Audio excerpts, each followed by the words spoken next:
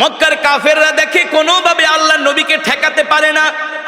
শেষ পর্যন্ত তারা খাত্তাবের ছেলে ওমরের বাড়িতে গেছে বিশাল বাহিনী নিয়ে।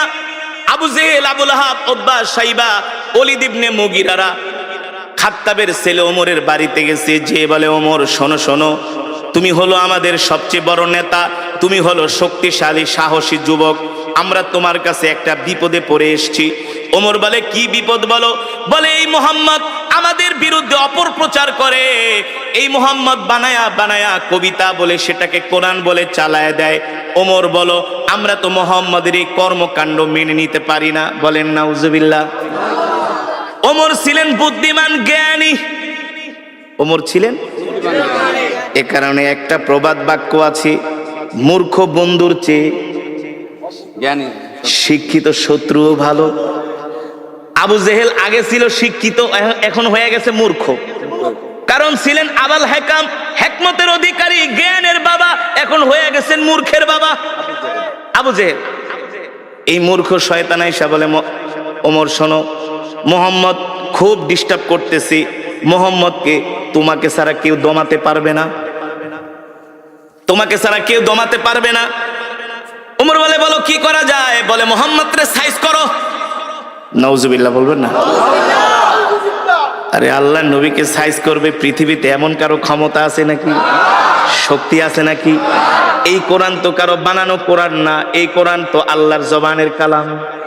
যে কোরআনের বিরুদ্ধে কথা বলে সে আল্লাহর বিরুদ্ধে কথা বলে। আর আল্লাহর জমিনে আল্লাহর নেয়ামত খায়া যে আল্লাহর কোরআনের বিরুদ্ধে কথা বলে, তার অপমান ছাড়া, লাঞ্ছনা ছাড়া কোনো উপায় নাই। আছে? এবার ওমর বলে, বলো আমি কি করতে পারি? আবু জেহেল বলে, ডাইরেক্ট অ্যাকশন, মুহাম্মদরে শেষ করে দাও। আরো জোরে বলেন নাউজুবিল্লাহ। মুহাম্মদরে মক্কা থেকে বের করে দাও।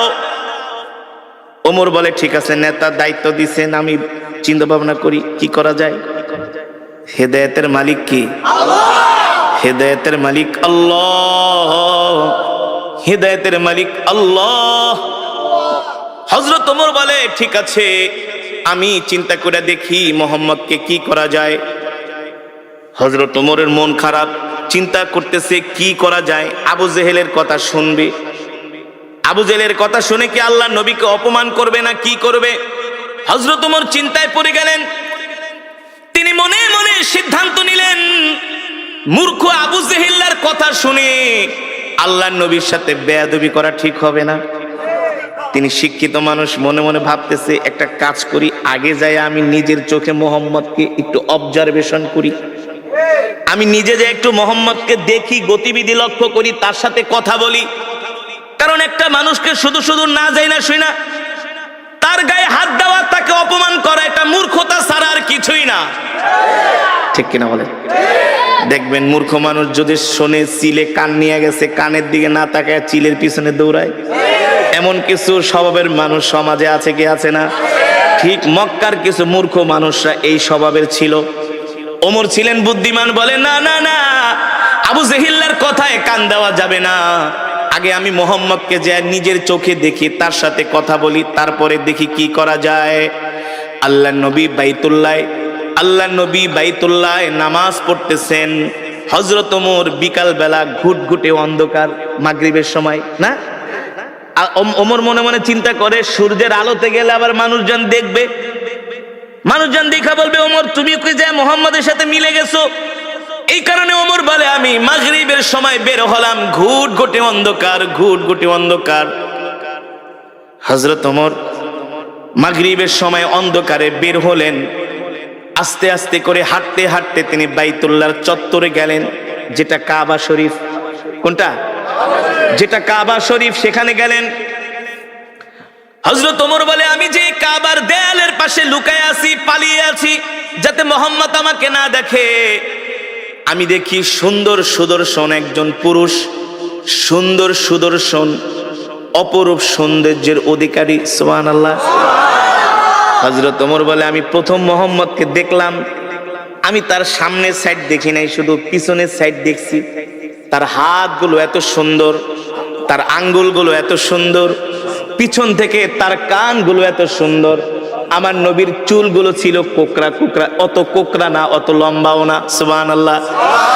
হযরত ওমর বলে মুহাম্মাদের চুলগুলো আমি, আল্লাহর নবীর চুলগুলো আমি পিছন থেকে দেখলাম, দেখি তিনি নামাজে দাঁড়ায় আছেন, তার চুল বেয়ে বেয়ে ঘাম পড়তেছে। আমার কাছে মনে হলো এক একটা মুক্তার দানা ঝরতেছে।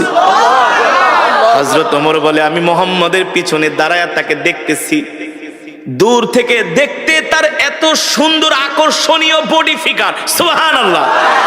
আমার নবী কেমন সুন্দর ছিলেন, কেমন সুন্দর ছিলেন, এমন সুন্দর, এমন সুন্দর পৃথিবীতে আল্লাহ তাআলা এত সুন্দর করে পৃথিবীতে কাউকে বানায় নাই, আর বানাবেও না। হযরত ওমর বলে আমি এবার মুহাম্মাদের পিছন দিকে দেখতেছি, মনে আছে নাকি? ওই যে হযরত ওমর বলে আমি বাইতুল্লাহ গেলাম মুহাম্মদকে অবজারভেশন করার জন্য, পরীক্ষা করার জন্য। আবু জেহেলদের কথা শুনা খামাকা মুহাম্মদের সাথে খারাপ ব্যবহার করব না, আগে নিজের চোখে যায় আমি মুহাম্মদকে দেখি আসলে সে ব্যক্তিটা কেমন। এবার হযরত ওমর বলে আমি পিছনে দাঁড়ায় দাঁড়ায় মুহাম্মদের পিছনের সৌন্দর্য দেখাই আমি পাগল হয়ে গেছি। আল্লাহু আকবার। আরে এত সুন্দর মানুষটা মিথ্যা কথা কিভাবে বলে? এটা তো হইতে পারে না। মক্কার কাফেরা বইলা গেছে এ ওমর, মুহাম্মদ হলো একটা মিথ্যাবাদী, মুহাম্মদ হলো একটা পাগল। বলেন নাউজুবিল্লাহ। মুহাম্মদ হলো একটা জাদুকর। হযরত ওমর বলে আমি পিছনের দিকে তাকায় তাকায় দেখতেছি মুহাম্মদের সৌন্দর্য এত সুন্দর, আর তার চেয়ে বড় সুন্দর হলো মুহাম্মদ এত চমৎকার কইরা কইরা কোরআন পড়ে, কোরআন পড়ে। আল্লাহু আকবার। জোরে বলুন আল্লাহু আকবার।